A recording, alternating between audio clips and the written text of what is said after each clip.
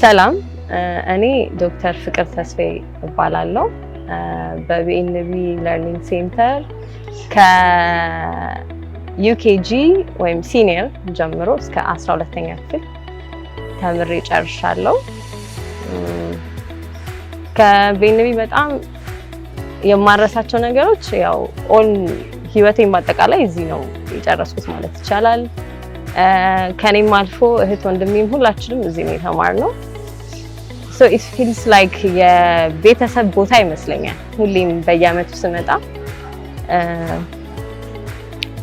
የምወደውና ሁሌም ቼሪሽ የማደርገው ቦታ ነው። በነበረኝም ጊዜ ብዙ የምላቸው የራሴ የሆኑ ጓደኞች አሁን እህትም ሆነው የቀጠሉ ከዛም ባለፈ ደግሞ አስተማሪዎቼን እንደ ጓደኞቼ ነበር የማያቸው።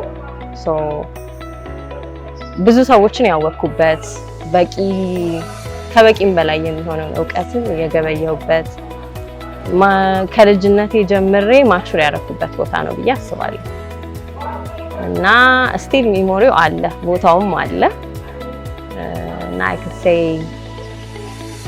በጣም ቼሪሽ የማደርገው ቦታ ነው። ሁሌም እንደ ቤቴ ነው የማየው።